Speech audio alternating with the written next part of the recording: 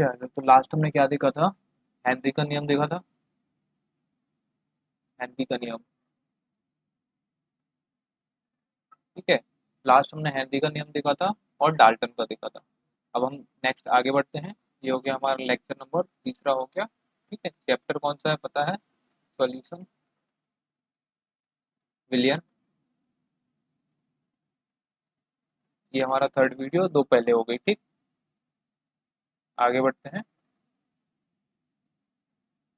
अब हमें आगे क्या पढ़ना है? वाष्प दाब। ठीक है। तो वाष्प दाब होता क्या है, उसकी बात करते हैं हम। वाष्प दाब नाम से ही समझ आ रहा है। वाष्प दाब मतलब क्या? वाष्प द्वारा डाला गया दाब, है कि नहीं है? वाष्प द्वारा डाला गया दाब। फॉर एग्जाम्पल जैसे कि आप देखें, कभी भी हम सब्जी वगैरह या कुछ भी उबालते हैं, जैसे आपने कोई पतीली ली और उसके ऊपर आपने क्या किया, पानी वगैरह आप कुछ उबाल रहे होते हो और उसके ऊपर आपने क्या किया, ढक्कन लगा दिया, ढक दिया उसको। अब उसको ढकने के बाद कुछ टाइम बाद आप देखते हैं कि ढक्कन के आजू बाजू से एयर निकलने लगती है। भाप निकलती है कि नहीं निकलती है? तो ये भाप के लिए जगह कहाँ से बनी? आपने तो पूरा ढक दिया था ना, उसको ढक दिया था। अब पूरा ढकने के बाद आजू बाजू से एयर निकलने लगी, मतलब क्या? ढक्कन को जब एयर यहाँ से ऊपर उसको लगी तो ढक्कन उठ गया कि नहीं उठ गया? ऊपर ऊपर उठा तभी तो यहाँ से एयर निकली। तो मतलब हो क्या रहा है, जो वाष्प अंदर पानी आपने उबाला, अंदर जो पानी है वो उबल रहा है। और आपने पानी को जब उबाला तो अंदर क्या बनी? वाष्प बनेगी कि नहीं बनेगी? ये अंदर वाष्प बनेगी। अब वाष्प बन के क्या होगी? ऊपर उड़ेगी। ठीक है। वाष्प क्या होती है? ऊपर उड़ेगी। अब जब ऊपर उड़ेगी तो क्या बाहर निकलेगी कि नहीं निकलेगी? कुछ टाइम बाद यहाँ प्रेशर ज़्यादा हो जाएगा और ढक्कन खुल जाएगा। जैसे कुकर वगैरह होता है, कभी कभी लॉक हो जाता है या सीटी वगैरह नहीं आती है, तो उसमें क्या होता है, कुकर फट जाता है। रीजन क्या है फटने का? यही वाष्प दाब। क्योंकि अंदर होता क्या है, जो आप उसको उबाल रहे हैं तो उबालते उबालते क्या हुआ, उसमें वाष्प का जो दाब है बहुत ज्यादा बढ़ गया। अब जैसे ही वाष्प का दाब ज्यादा बढ़ा तो कुकर फट जाता है। ठीक है। तो बात करते हैं किसकी? वाष्प दाब की।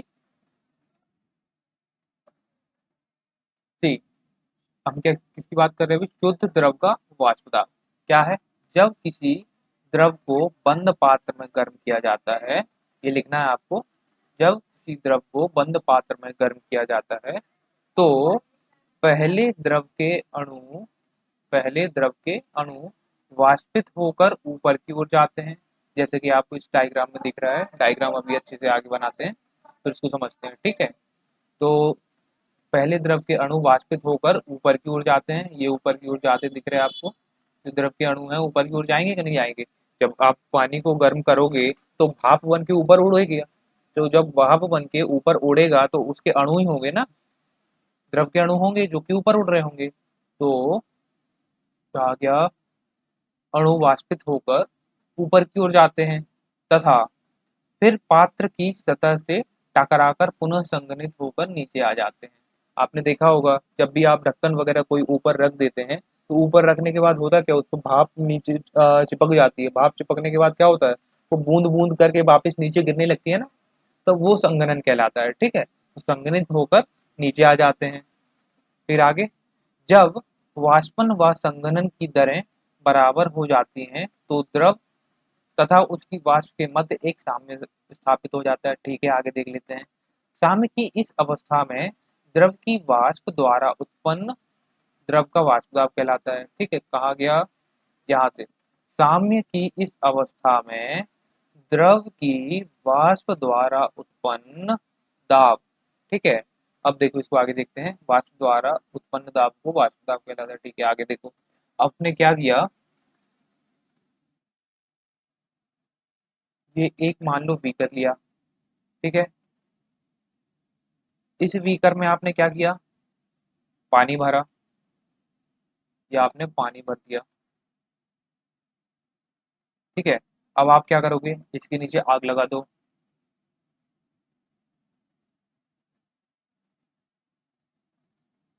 लग गई आग, ये फायर। ठीक है, आग लगा दी। उसके बाद क्या किया आपने, इसके ऊपर एक ढक्कन लगा दिया। ढकने के लिए आपने क्या किया, पानी भर दिया उसमें और यहाँ से इसको पैक कर दिया, जिससे कि एयर अब बाहर नहीं निकलेगी। जैसे कुकर को पैक करते हैं, तो इसको हमने पैक कर दिया। अब आगे, अब क्या करेंगे, इसको हम गर्म करेंगे। अब गर्म करने पर होगा क्या, वही हमें देखना है। ठीक है, सी। तो अब इसमें होगा क्या, जब इसको हीट करोगे आप, गर्म करोगे, तो पानी का बॉइलिंग पॉइंट कितना होता है, 100 डिग्री सेल्सियस होता है। बॉइलिंग पॉइंट मतलब क्या, क्वथनांक। क्वथनांक मतलब वह टेम्परेचर जिस पर हमारा जो पानी है उबलने लगता है, तो वो हमारा क्वथनांक हो जाता है। पानी का कितना होता है, 100 डिग्री सेल्सियस। तो अब होगा क्या, जब इसको आप गर्म करोगे, तो गर्म करने पर होने क्या वाला है हमारा, इसमें वाष्प बनेगी कि नहीं बनेगी, भाप बनेगी ना। तो भाप को हम क्या बोलते हैं, वाष्प बोलते हैं। तो इसमें हमारी क्या बनेगी, वाष्प बनेगी। ये क्या होगी, वाष्प, पानी की। अब ये वाष्प होगा क्या, देखो आगे निकलने के लिए जगह नहीं है, तो ये ऊपर टकराएगी। ऊपर टकराई, ऊपर टकराने के बाद आपको पता है बाहर साइड क्या होता है, ठंडा होता है कि नहीं होता है। कुकर के बाहर साइड हमारी जो हवा चल रही है सब कुछ ठंडी होगी। तो ऊपर ये होगा क्या, ऊपर टकराएगा, और टकराने के बाद यहाँ यहाँ पानी इकट्ठा हो जाता है और बूंद बूंद करके वापस गिरने लगता है। गिरेगा कि नहीं गिरेगा। तो ये बूंद बूंद करके पानी इकट्ठा होकर ऊपर जब चिपकेगा, वाष्प ऊपर चिपकेगी, तो बूंद बन के वापस नीचे आएगी। यही संघनन कहलाता है। अब इस अवस्था में होगा क्या, इन्होंने बोला है कि जो वाष्प दाब है, तो पहले तो हम वाष्प की बात कर ले रहे हैं, वाष्प दाब। तो वाष्प क्या है, वाष्प आपको हमने बता दिया कि जब पानी को गर्म करेंगे, तो जो भाप बनती है ना, वही वाष्प कहलाती है। ठीक। तो वाष्प बनकर वो ऊपर जाएगी, ऊपर टकराएगी, वो संघनन की क्रिया होगी। संघनन मतलब क्या, जो भाप है, भाप वापस पानी में बदल जाएगी, पानी की बूंदों में बदल जाएगी। तो वो क्या कहलाएगी, हमारी संघनन की क्रिया। और उससे हमारी वापस बूंद बनने लगेगी। तो एक कंडीशन ऐसी आएगी कि जब आप उसको गर्म कर रहे हैं, तो जितनी वाष्प बन रही है उतनी बूंदें बन रही हैं, जितनी वाष्प बन रही है उतनी बूंद बन के नीचे जा रही है, जितनी वाष्प बनेगी उतनी बूंद बनेगी। तो क्या हो रहा है, वाष्प बनी, ठीक है, वाष्प से क्या बना, बूंद बनी पानी की, फिर बूंद वापस गई, वापस फिर वाष्प बनी। तो इस कंडीशन में जो यहाँ पर प्रेशर पड़ेगा, ढक्कन के ऊपर जो दाब पड़ेगा, वही जो दाब है वो क्या कहलाएगा, हमारा वाष्प दाब।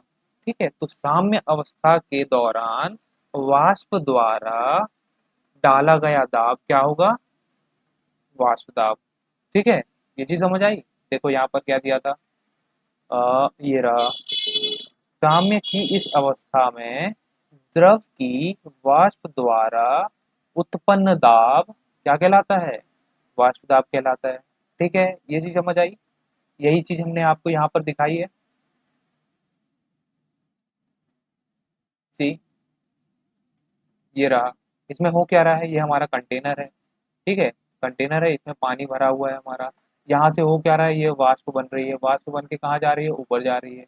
अब ऊपर गई, ऊपर टकराई, ऊपर टकरा के क्या, बूंद बन के वापस आ गई। होगा कि नहीं होगा, यही होता है।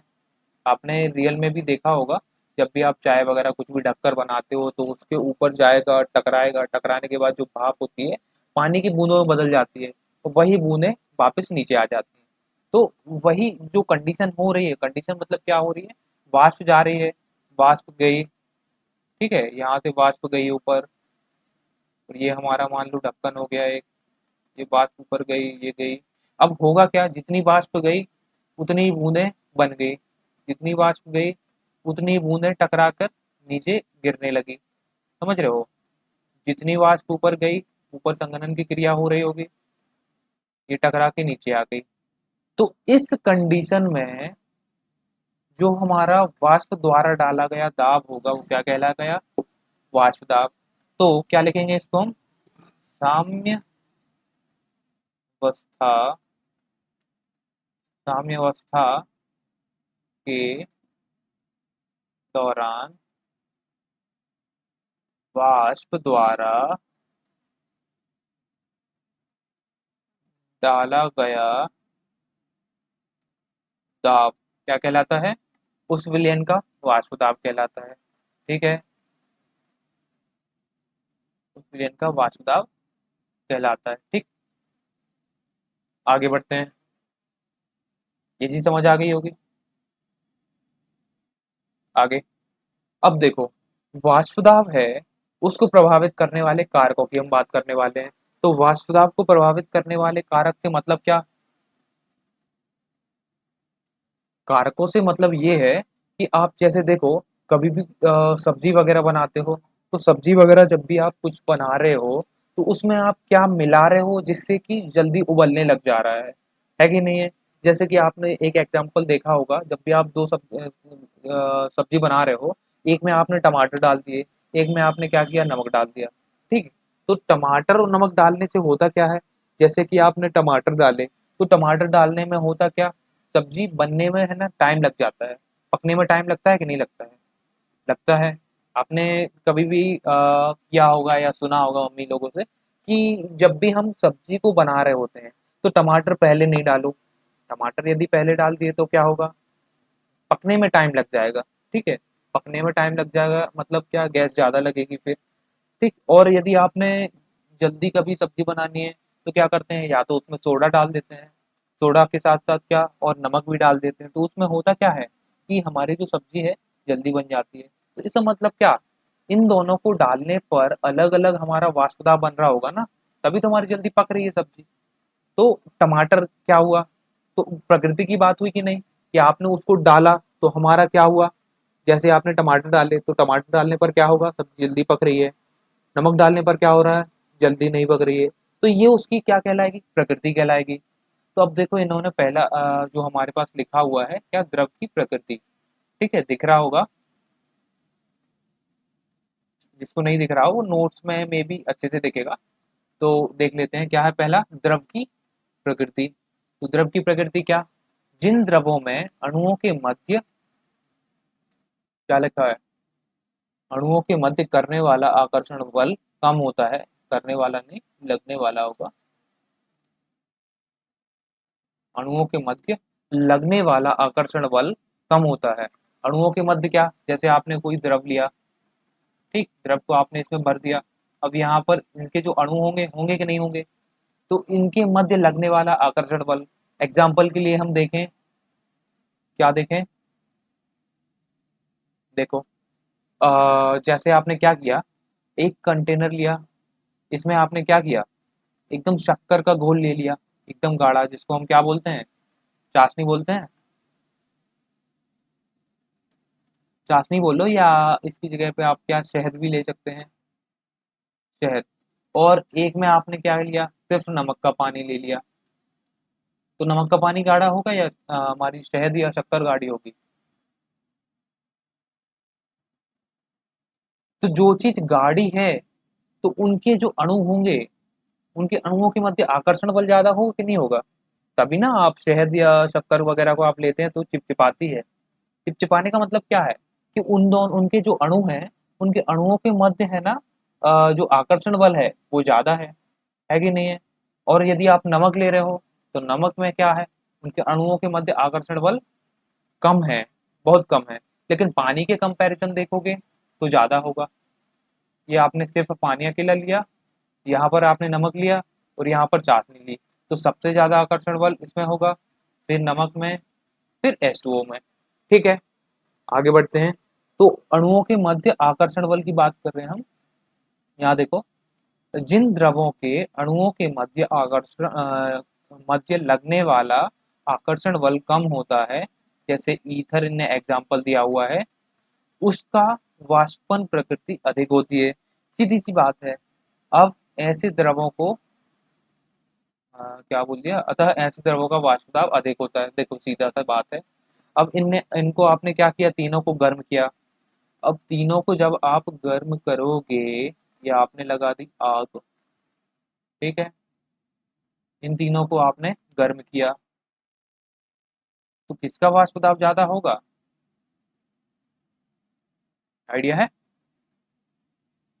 तो ऐसे द्रव जिनके अणुओं के मध्य वाष्प दाब कम, वाष्प दाब बोल रहे हैं, आकर्षण बल कम होगा, तो उनका वाष्प दाब ज्यादा होगा। अब यहाँ पर आपको क्या दिख रहा है, चाशनी को गर्म कर रहे हो, पानी को गर्म कर रहे हो, तो आपने क्या किया, फॉर एग्जाम्पल आप रियल में भी देखना कि जब भी आप चाशनी को गर्म कर रहे हो, पानी को गर्म कर रहे हो, जब दोनों उबलने लगेंगे, तो किस में भाप ज्यादा बनेगी? ऑब्वियसली पानी में बनेगी। बनेगी कि नहीं बनेगी? पानी को जब आप उबालोगे और चाशनी को उबालोगे, जब दोनों उबल रहे होंगे, तो पानी से वाष्प ज्यादा निकल रही होगी कि नहीं? ये यहाँ से पानी से ज्यादा वाष्प निकलेगी, चाशनी से बहुत कम निकलेगी। ठीक है, तो वाष्प दाब किसका ज्यादा हुआ? जिसमें ज्यादा वाष्प बनेगी उसका वाष्प दाब ज्यादा होगा। तो द्रव की प्रकृति समझ आई? द्रव की प्रकृति पर कैसे डिपेंड करेगा?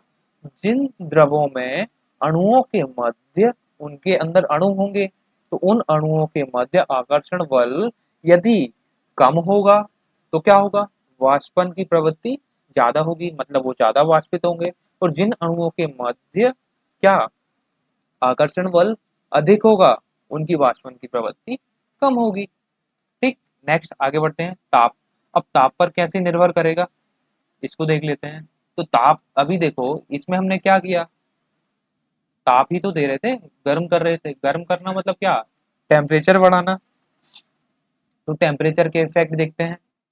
ताप बढ़ाने से द्रव के अणुओं की गतिज ऊर्जा बढ़ती है। ठीक है, जिससे द्रव की वाष्पन की प्रवृत्ति बढ़ जाती है। अर्थात ताप बढ़ाने से द्रव का वाष्प दाब भी बढ़ता है। सीधी सी बात है। जब आप किसी भी द्रव को गर्म कर रहे हो, तो जब वो ठंडा है और जब वो गर्म है, तो किस अवस्था में वाष्प ज्यादा बनेगा? वाष्प बनाना है तो गर्म तो करना पड़ेगा। तो जो अ, आप देखें कि वाष्प मतलब टेम्परेचर आपने बढ़ाया, तो क्या बढ़ा? वाष्प दाब बढ़ा। वाष्प दाब बढ़ा मतलब क्या? भाप बनी ना। आपने पानी को गर्म किया, गर्म करने पर क्या हुआ? भाप बनी। अब वही जो भाप है, ताप पर डिपेंड कर रही कि नहीं? जितना ज्यादा ताप आप बढ़ा रहे हो, उसका क्या बढ़ रहा है? वाष्प दाब बढ़ रहा है। क्या लिखा था? ताप बढ़ाने पर द्रव के अणुओं का वाष्प दाब बढ़ता है। ताप बढ़ाने से द्रव के अणुओं की गतिज ऊर्जा बढ़ती है। गतिज ऊर्जा मतलब क्या? जब आपने उसको गर्म किया, तो गर्म करने पर आपने देखा ना, पानी इधर उधर भागने लगता है, तो वो क्या रहा है? उनके जो अणु है अंदर, उनके अंदर क्या गतिज ऊर्जा आ जाती है। ठीक।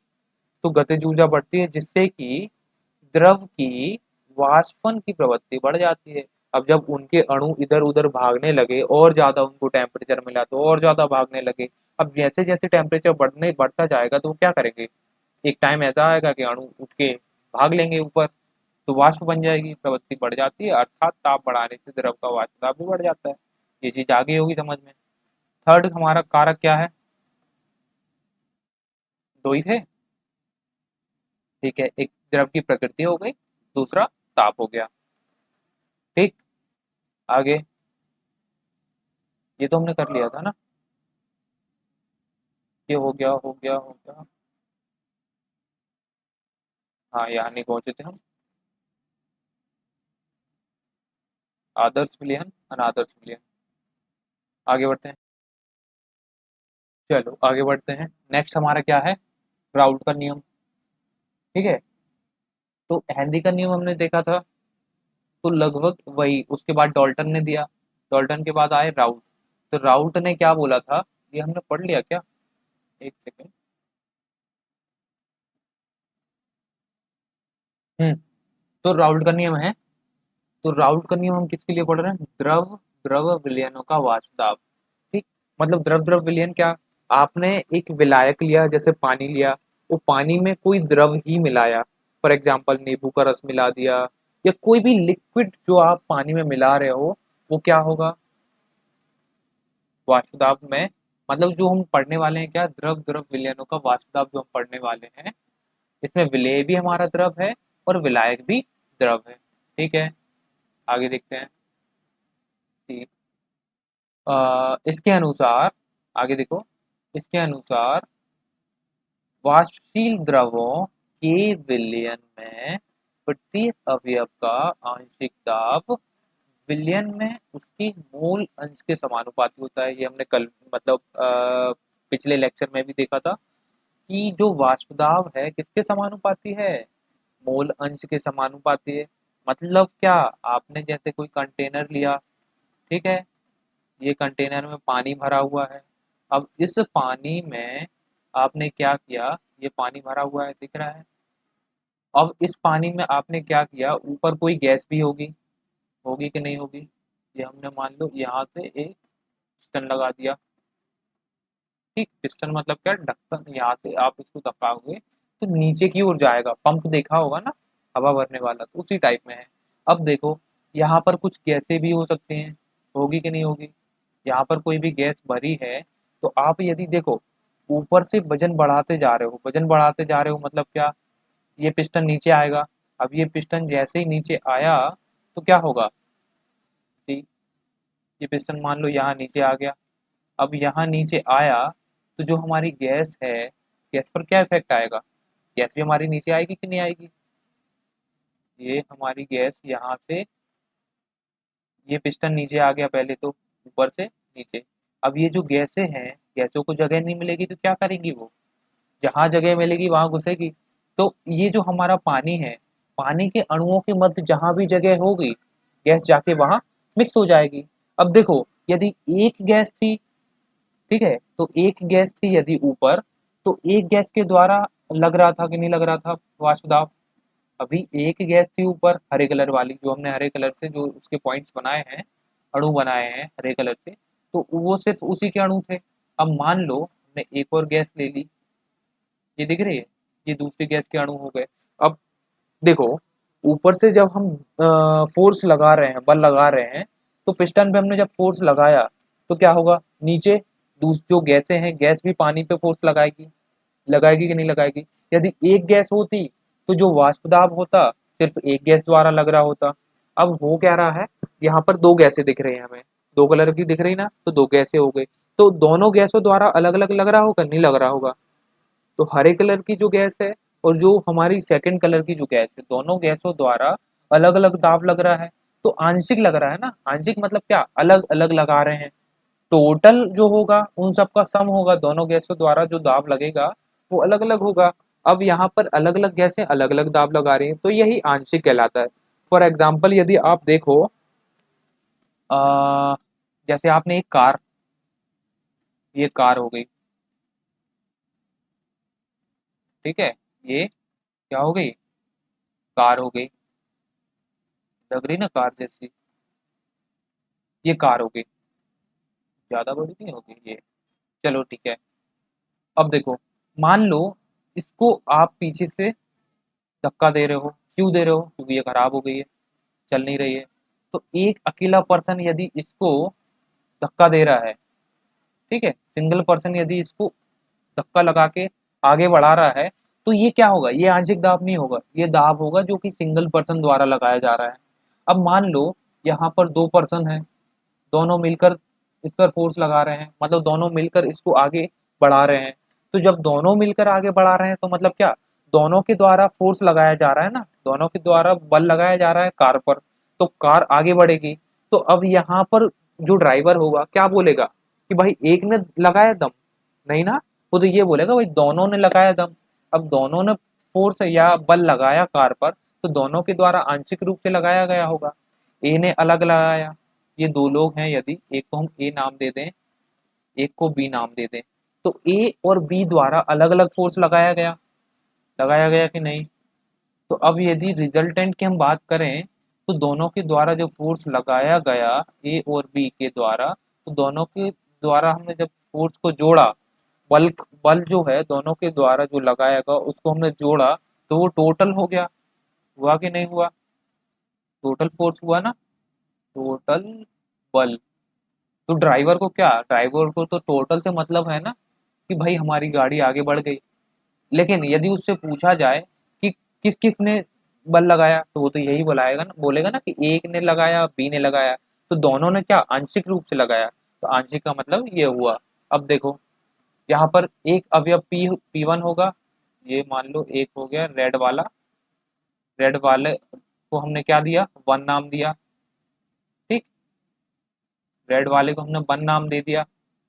उसके बाद एक और ले लेते हैं हम, ये हो गया हमारा वॉयलेट, बैगनी कलर, इसको नाम हमने क्या दे दिया, टू दे दिया। ठीक, एक हो गया बैगनी। तो बैगनी मतलब क्या, बैगनी या जामुनी कुछ भी बोल दो। ठीक, आगे देखो, इसको हमने नाम दे दिया टू। तो अब हम क्या बोले, वन के द्वारा फोर्स F1 लग रहा है, टू के द्वारा फोर्स F2 लग रहा है। तो और ये था फोर्स। फोर्स के बाद यहाँ किसकी बात करेंगे, यहाँ हम दाब की बात कर रहे हैं, क्योंकि गैसें हैं तो गैसों में तो दाब होता है ना।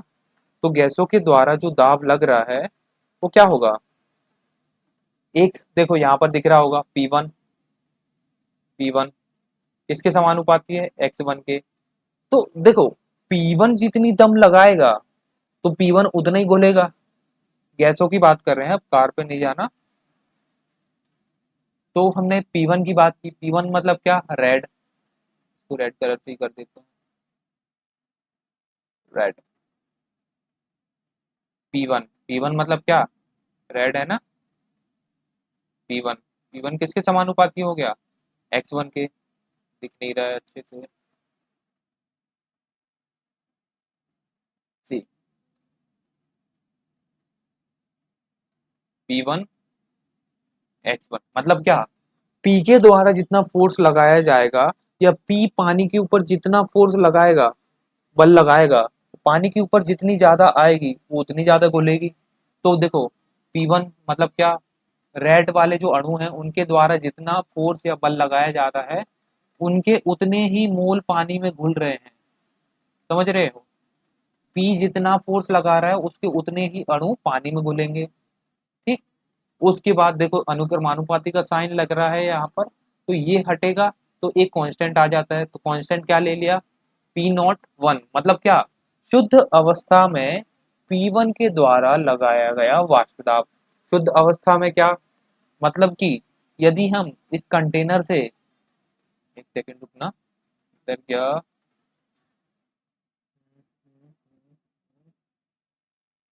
ये रहा, सी।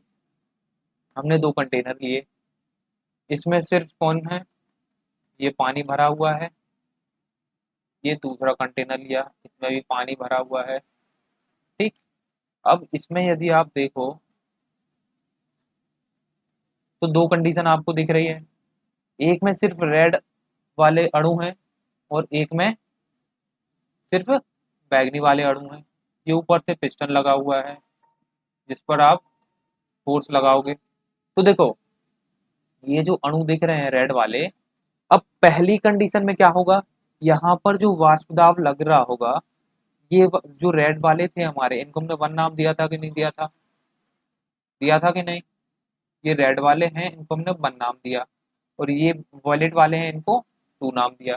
तो यहाँ पर जो वाष्प दाब लग रहा है पानी के ऊपर, यहाँ पर पानी के ऊपर, यहाँ नीचे पानी है ना, इसके ऊपर जो वाष्प दाब लग रहा है, ऊपर से हमने पिस्टन दबाया, जैसे कि ट्रेन देखी है ना आपने, ट्रेन ले लो, या कुछ और क्या एग्जांपल ले लें। ये एक ब्लॉक हो गया, ये दूसरा ट्रेन का डिब्बा जुड़ा हुआ है, यहाँ पर क्या है, इंजन लगा हुआ है। एक इंजन मान लो पीछे लगा दो, ठीक है, ये इंजन हो गए। अब यहाँ से ये यदि फोर्स लगाएगा, तो ये पहले इस पर लगेगा, इस पर लगने के बाद इस पर लगेगा। हो रहा है कि नहीं हो रहा है, यहाँ पर देखो, ऊपर से हमने पिस्टन पे फोर्स लगाया, बल लगाया, तो पहले किस पर लगा, अणुओं पर लगा। अणुओं के बाद किस पर लगा, पानी पर लगा। तो अणुओं के बाद जो पानी पर फोर्स लग रहा है, वो किसके द्वारा लग रहा है, इन अणुओं द्वारा लग रहा है ना, रेड वाले। ठीक है, तो जो हमारा P1 जो दाब है, P1 किसके बराबर हुआ, P0 के बराबर हुआ। मतलब क्या, शुद्ध अवस्था में जब आप कुछ मिला नहीं रहे हो, तो टोटल जो आप दाब लगा रहे हो, या टोटल जो दाब लगने वाला है इन अणुओं के द्वारा, शुद्ध होगा, कि सिर्फ एक ही अणु द्वारा लग रहा है। तो P1 किसके बराबर हो जाएगा, P0 के बराबर हो जाएगा। दूसरी कंडीशन, दूसरी कंडीशन में क्या हो रहा है, जो दाब लग रहा है P2, P2 मतलब क्या, एक और दाब लगाया, दूसरा नाम तो देना पड़ेगा ना। तो जो P2 होगा किसके बराबर हो जाएगा शुद्ध अवस्था में, P नॉट 2 के बराबर होगा, यहाँ P नॉट 1 के बराबर होगा। ठीक, मतलब क्या, शुद्ध अवस्था में जो वाष्प दाब होगा P नॉट के बराबर होगा। ठीक है, आगे देखो, तो P नॉट का मतलब समझ आया, P नॉट मतलब क्या, शुद्ध अवस्था में, P नॉट का मतलब क्या, शुद्ध अवस्था में। अब देखो पीछे आओ, यहाँ देखो P1 अनुक्रमानुपाती था X1 के। अब क्या हुआ, यहाँ पर अनुक्रमानुपाती का साइन हटा और क्या आया, शुद्ध अवस्था में जो वाष्प दाब था वो मल्टीप्लाई हो गया। तो P1 is equal to P nought one, ये आपको नोट करना है कॉपी में। ठीक है, अब आगे देखते हैं। ठीक है, तो अब देखो ये आपने नोट कर लिया। अब इसके आगे बढ़ते हैं, जहाँ पी नॉट वन शुद्ध घटक एक का समान ताप पर वाष्प दाब है, ये चीज समझ आई। इसी प्रकार हम क्या करेंगे, दूसरे घटक की बात करेंगे जो कि वॉलेट था, मतलब जो बैगनी कलर का हमने अणु लिए। तो हमने क्या किया, दो गैसें हैं ना अलग अलग, एक रेड वाली है एक बैगनी वाली है। इसी प्रकार अभी अब दो के लिए ये आएगा कि नहीं आएगा, आएगा ना, तो ये आ गया। अब इसमें क्या है, पी नॉट टू हमारा क्या है, शुद्ध घटक दो के वाष्प दाब को प्रदर्शित करता है। ठीक, आगे बढ़ते हैं, ये आपको नोट करना है ऊपर से लेकर नीचे तक, डायग्राम बनाना हो बनाना, नहीं बनाना हो कोई बात नहीं है। ठीक, आगे, अब देखो, डाल्टन ने जो आंशिक दाब का नियम दिया था, आंशिक दाब मतलब क्या, जो अभी हमने आपको कार वाला बताया ना, ये रही, जैसे कि ए ने फोर्स लगाया, बी ने फोर्स लगाया, तो टोटल फोर्स क्या होगा, एफ होगा ना, मतलब टोटल बल के बराबर होगा। ए के द्वारा लगाया गया बल और बी के द्वारा लगाया बल, दोनों बलों को यदि आप जोड़ो तो टोटल पूरा बन जाएगा ना। तो डॉल्टन ने यही कहा था, क्या कहा था, कि टोटल जो वाष्प दाब होगा अलग अलग वाष्प दाबों के योग के बराबर होगा, मतलब क्या, आंशिक दाबों के योग के बराबर होगा। तो यहाँ पर आप देखो, पी कुल, पी मतलब क्या, टोटल वाष्प दाब बराबर क्या, P1 प्लस P2। अभी जो हमने पीछे P1 P2 निकाला ना, ये रहा, ये रहा P1 समीकरण एक, और समीकरण दो में आपको P1 P2 दिख रहा है ना। तो जो P1 और P2 है, अलग अलग वाष्प दाब है कि नहीं है। अब हम जब दोनों को जोड़ देंगे तो टोटल कंटेनर पर जो वाष्प दाब लग रहा था, देखो ये वाला जो कंटेनर दिख रहा है, ये कंटेनर जो दिख रहा है, इस पर टोटल जो वाष्प दाब लग रहा है टोटल, वो किसके बराबर होगा, पी के बराबर होगा। पी क्या है, P1 प्लस P2 है, देखो यहाँ पर दिख रहा है ना। तो P1 प्लस P2 के बराबर हो जाएगा। आगे बढ़ते हैं, अब P1 P2 की हम क्या करेंगे, वैल्यू रख देंगे। तो P1 प्लस P2 की वैल्यू रखने पर तो क्या होगा, X1 P1 plus X2 P2। ठीक है, एक सेकंड इसको हम ही करवा दे रहे, पेज नंबर 10 हो गया। सी, देखो, जो टोटल वाष्प दाब होगा, ठीक, क्या, कुल वाष्प दाब किसके बराबर होगा, सी। तो डॉल्टन ने क्या कहा, डॉल्टन के आंशिक दाब के नियम अनुसार, ठीक है, क्या होगा, वैल्यूज रखना है हमें डायरेक्ट और कुछ नहीं करना है। सी, जो हमारा पी, जो हमारा पी पुल है, पुल, पुल जो दाब होगा किसके बराबर होगा, P1 प्लस P2 के बराबर होगा कि नहीं होगा, होगा। अब क्या करना है हमें, समीकरण एक व दो से P1 और P2 की वैल्यू रखनी है, तो रख दो, क्या होगा, P नॉट वन और X1 plus P not to X2। ठीक है, ब्रैकेट में क्या लिखेंगे हम, समीकरण एक व दो से, ठीक है, ये नहीं लिखना है, समीकरण 1 व 2 से हमने वैल्यू रख दी, तो पी टोटल आ गया कि नहीं। ये कुल वाष्प दाब हो गया। आगे बढ़े। ठीक है, अभी आगे हम क्या कर सकते हैं। देखो मूल अंश जो होते हैं, आपको पता हो तो ठीक है, नहीं पता हो तो बता देते हैं। मूल अंश जो है, टोटल जो मूल अंश होते हैं, आप कभी भी किसी भी चीज को जो अंश बटे हर में लिखी हुई है उसका जो टोटल सम आएगा 1 आएगा। आएगा कि नहीं आएगा।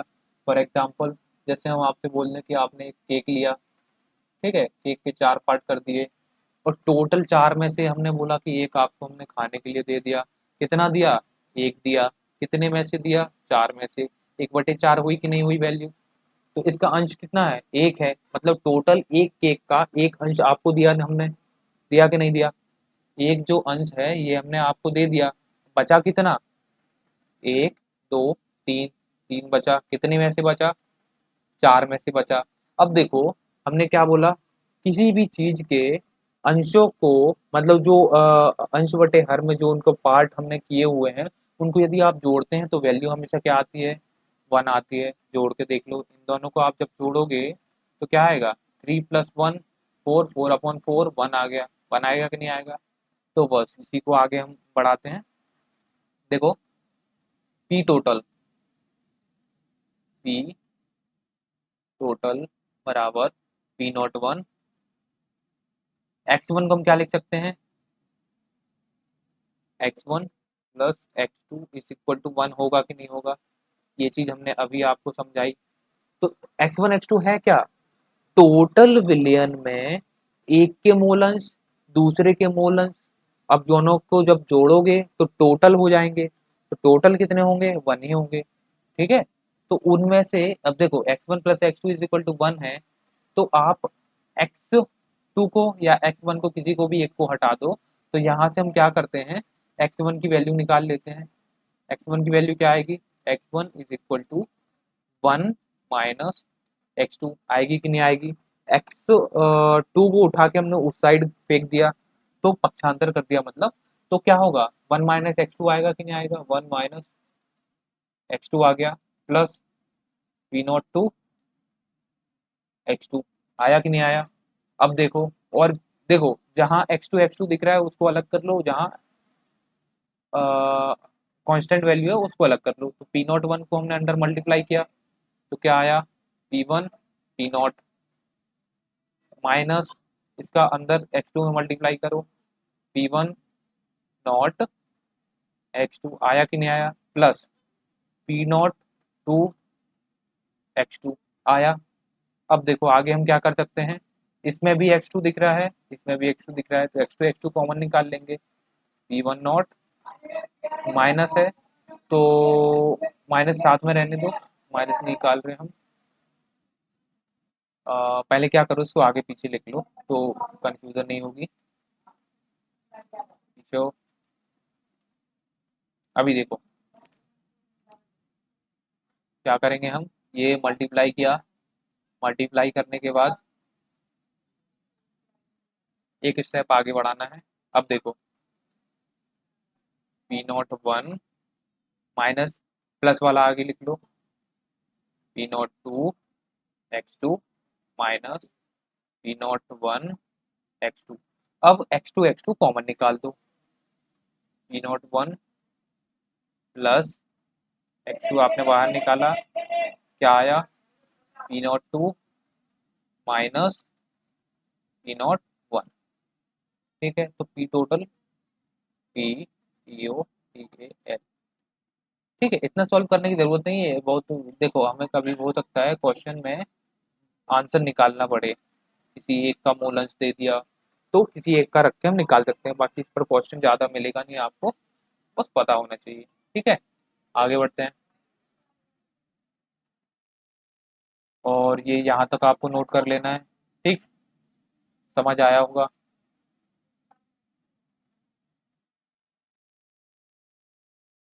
ठीक, अब हमें आगे क्या बनाना है, इतना हमने कर लिया। अब इसके लिए हमें बनाना है क्या, ग्राफ। ठीक है, तो ग्राफ कैसे बनने वाला है, ये आपको ग्राफ दिख रहा होगा, तो हम इसको समझते हैं। ठीक है, आगे देखो करना क्या है हमें। जैसे मान लो आपने दो कंटेनर लिए, ठीक, ये कंटेनर लिए, दोनों में 2 विलियन भरे हुए हैं, है कि नहीं है? जब आपको ये कंटेनर 1 है, ये कंटेनर 2 है, ठीक है? अभी आप इसमें देखोगे तो इसमें सिर्फ एक ही पदार्थ के अणु होंगे कि नहीं होंगे? तो ये हमने मान लिए x1, इसमें एक ही पदार्थ के अणु होंगे, वो होंगे 2, मतलब x2। तो 2 कंटेनर आपको दिख रहे हैं, यदि पहला वाला इसमें अभी हमने कुछ नहीं मिलाया है, सिर्फ x1 है, इसमें कुछ नहीं मिला मतलब सिर्फ x2 है, ठीक है? 2 विलयन आपको दिख रहे हैं, कोई भी 2 ले लो, एक में पानी ले लो, एक में कोको कोला ले लो, ठीक है? अब दोनों को हमें क्या करना है, थोड़ा-थोड़ा करके, एक-एक करके मिलाना है। मिला लोगे कि नहीं? आगे बढ़ाते हैं इसको, ये लो, क्या करना है आपको? इसको मिलाना है, मिलाओ। ये लिया हमने सेकंड वाला, ये इसको पकड़ा और ये स्टार्ट कर दिया मिलाना। दिख रहा है? क्या किया हमने? स्टार्ट किया मिलाना। अब क्या होगा? इससे जो हमारा x1 के अणु होंगे, इसमें जाना स्टार्ट हो जाएंगे कि नहीं होंगे? हो गए। तो धीरे-धीरे जाएँगे, अभी x1 में से कुछ गए, कुछ गए, कुछ गए, और कुछ टाइम बाद क्या होगा, जब आप इसको पकड़ के क्या करोगे? पूरा ही उल्टा कर दोगे। कि आपने क्या किया, इसको पकड़ा, इसको अभी थोड़ा हुआ था, थोड़ा हुआ था, थोड़ा हुआ था, और आगे बढ़े। फिर और ये खाली, खाली होगा कि नहीं होगा? नहीं हुआ अभी, हम कर दे रहे हैं। ये देखो, हो गया मतलब खाली। अब खाली करने के बाद इसको हटा दो साइड में, ये लो, सीधा कर दें, ये लो सीधा हो गया। अब देखो, अब आपको क्या दिख रहा होगा कि जो इसके x1 के अणु थे, मतलब इसके जो x1 मोल थे, वो सारे इसमें पहुंच गए कि नहीं पहुंच गए? पहुंचे ना? तो अब इसका तो जीरो हो गया ना। अभी देखो, जब ये इसमें कुछ नहीं था, कुछ नहीं था मतलब जब इसमें हमने मिलाया नहीं था, उस टाइम पे इसका क्या था, x2 था, तो इसका वाष्प दाब क्या होगा, P02 होगा। इसमें जब हमने कुछ नहीं मिलाया था तो इसका P1 नॉट था। अब दोनों मिल गए, अब जब दोनों मिल गए तो दोनों का जो नया वाष्प दाब बनेगा, तो क्या बनेगा, इस पूरे को हम x2 और P2 को साथ में जब लिखते हैं डाल्टन के नियम से, तो क्या लिखा था अभी, P02 x2 लिखा था कि नहीं लिखा था? और इसके लिए हमने क्या लिखा था, P01 x1 लिखा था। अब देखो, अब जब दोनों को हमने मिला दिया, तो मिलाने के बाद क्या होने वाला है, ये होगा P0 x1, ये P0 वट x2, होगा कि नहीं होगा? या इसको P1 प्लस P2 भी लिख सकते कि नहीं लिख सकते? P is equal to P1 plus P2, और P क्या है हमारा, P टोटल है ना। अब देखो, हमें यही ग्राफ बनाना है। आगे देखो, 13, ये देखो ग्राफ, ठीक, अभी देखो, ये ग्राफ, ग्राफ के लिए हमेशा एक्स और वाई एक्सिस बनानी पड़ती है कि नहीं? ये हो गया एक, और ये हो गया दूसरा। तो अब दोनों एक्सिस आपको बनानी है, तो हम करेंगे क्या, एक पर वाष्प दाब लेंगे, ठीक है? हमें क्योंकि ग्राफ किसके बीच बनाना है, एक वाष्प दाब और मोलेंस के बीच। क्योंकि देखो, जब भी हम दोनों कंटेनर लिए तो दोनों कंटेनर में क्या था, एक का वाष्प दाब अलग था, एक का अलग था, एक का P01 था, एक का P02 था, ठीक है? अब जब दोनों को मिलाते जा रहे हैं तो वाष्प दाब बदलता जा रहा है, बदलेगा कि नहीं? जब किसी को किसी में हम मिलाते हैं तो वाष्प दाब नया बनेगा कि नहीं बनेगा? दोनों के मोलेंस भी बदलेंगे। तो वही देखो, अब आगे हमें क्या करना है, वाष्प दाब,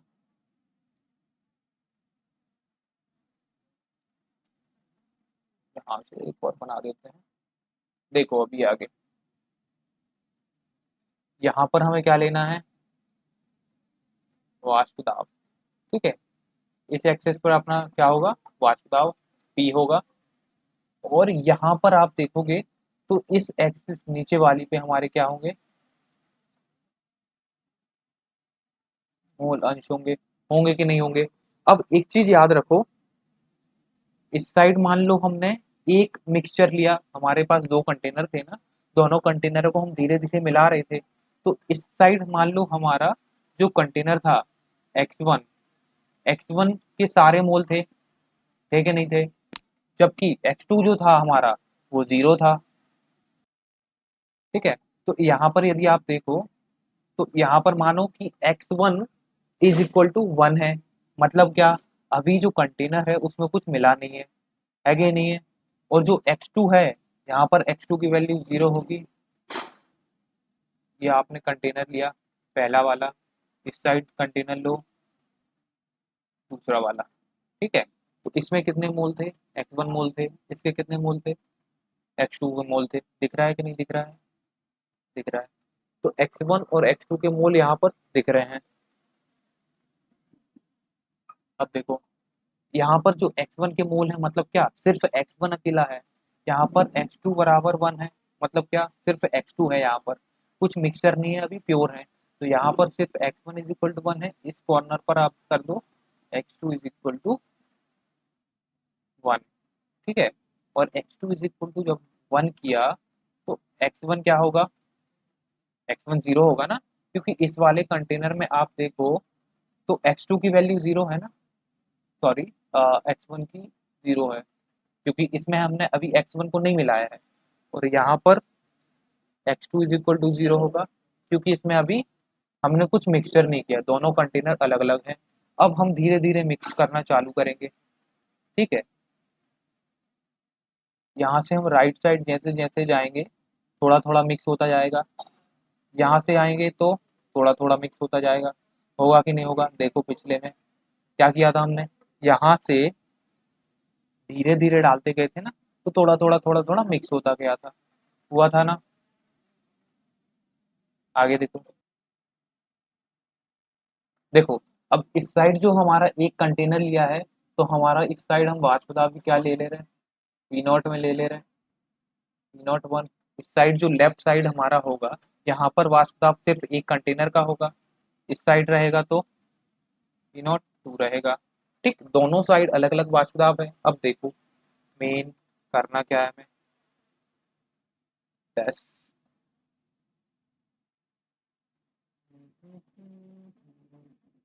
अभी देखो, हम जैसे जैसे राइट में बढ़ते जा रहे हैं, ठीक है, राइट में जैसे जैसे बढ़ते जा रहे हैं क्या हो रहा है हमारा, x1 की वैल्यू घटती जा रही है कि नहीं? आगे जैसे जैसे जाएंगे x1 की वैल्यू घटेगी, x1 की वैल्यू घटती जाएगी, और क्या होगा, x2 की वैल्यू बढ़ती जाएगी। बढ़ेगी कि नहीं? बढ़ेगी ना। तो जैसे जैसे हम लेफ्ट से राइट की ओर जा रहे हैं, लेफ्ट से राइट की ओर जा रहे हैं, तो क्या हो रहा है हमारा, जो हमारा x2 है, x2 की मात्रा बढ़ती जा रही है और x1 कम होता जा रहा है। दिख रहा होगा? सी, यहाँ पर देखो x1 हमारा 1 है और x2 0 है कि नहीं है? हाइलाइटर ले लेते हैं। देखो, लेफ्ट से आप जैसे जैसे राइट जा रहे हो, तो देखो यहाँ पर हमारा x1 था और x2 0 था। आप जैसे राइट पे आए तो x2 1 हो गया और x1 क्या हुआ, 0 हुआ। हुआ कि नहीं हुआ? तो देखो आप क्या कर रहे हो, लेफ्ट से राइट जा रहे हो तो क्या हो रहा है, x1 घट रहा है, x2 बढ़ रहा है। x1 घट रहा है और x2 बढ़ रहा है। अब जैसे राइट से लेफ्ट जा रहे हो तो क्या हो रहा है, देखो x1 की वैल्यू बढ़ रही है और x2 की वैल्यू घट रही है। घट रही है कि नहीं घट रही है? देखो, लेफ्ट पे x1 1 है, x2 0 है। x1 बढ़ गया ना, 1 हो गया, और x2 0 हो गया। राइट पे गए, x2 1 हो गया, x1 0 हो गया। ठीक, अब देखो क्या हुआ, आपका जो वाष्प दाब है शुद्ध अवस्था में क्या होगा, शुद्ध अवस्था में क्या होगा, जब कंटेनर में कुछ मिक्स नहीं है जिस टाइम पर, तो सिर्फ शुद्ध का होगा ना वाष्प दाब।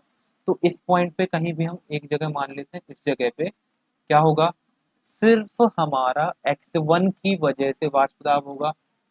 होगा कि नहीं होगा? इस साइड क्योंकि सिर्फ हमारा x1 है। इस साइड आते हैं तो राइट साइड पे क्या हो रहा है, x2 हमारा 1 है और x1 0 है। तो इस जगह पर जो वाष्प दाब होगा सिर्फ शुद्ध x2 का होगा। तो इस जगह पर हमने मान लिया ये हुआ। ठीक है, तो आप जैसे जैसे लेफ्ट लेफ्ट साइड देखो क्या होगा, जो हमारा x2 था 0 था, तो x2 का वाष्प दाब 0। जैसे जैसे आगे बढ़ते गए आगे बढ़ते गए आगे बढ़ते गए, तो x2 की वजह से ही वाष्प दाब बचा। बचा कि नहीं बचा? अब देखो नेक्स्ट हमारा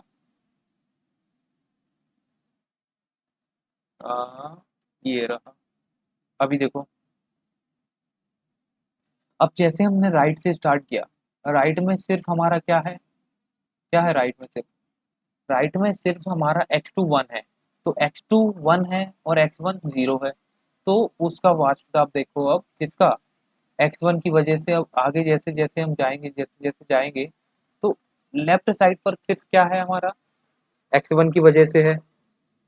ठीक, अब देखो, अब यहाँ पर हमें क्या मिल गया, P1 मिल गया, P2 मिल गया। और डाल्टन हमारे क्या कहते थे कि दोनों के द्वारा जो वाष्प दाब होगा वही कुल वाष्प दाब होगा। होगा कि नहीं होगा? तो डाल्टन ने जो कहा वो भी देख लेते हैं हम। ये आए ये P1 और P2 को हमने जोड़ दिया। जोड़ा कि नहीं जोड़ा?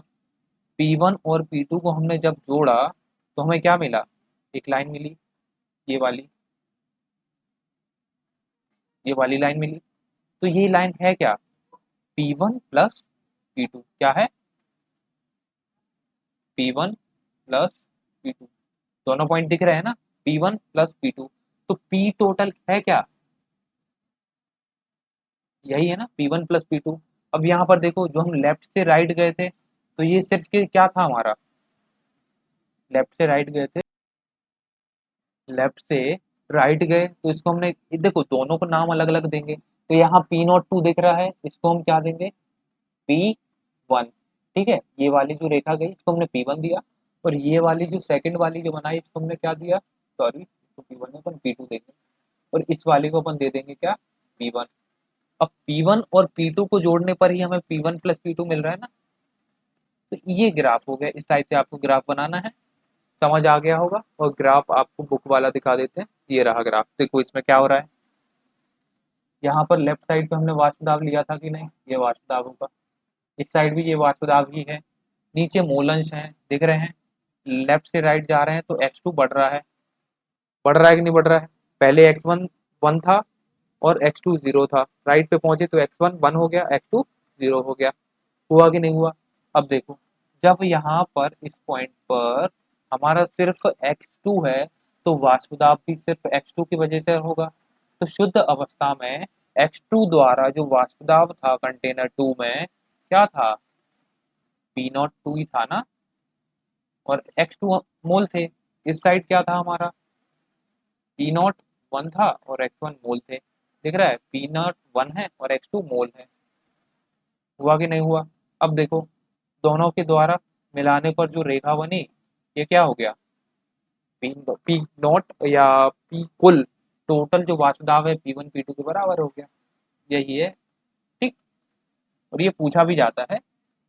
आगे बढ़े, आगे क्या है, ठोस पदार्थों का द्रवों द्रव में विलयन एवं उनका वाष्प दाब। तो ये नेक्स्ट लेक्चर में देख लेते हैं अपन, क्योंकि ये बड़ा हो गया होगा। ठीक है, तो नेक्स्ट लेक्चर में देख लेते हैं।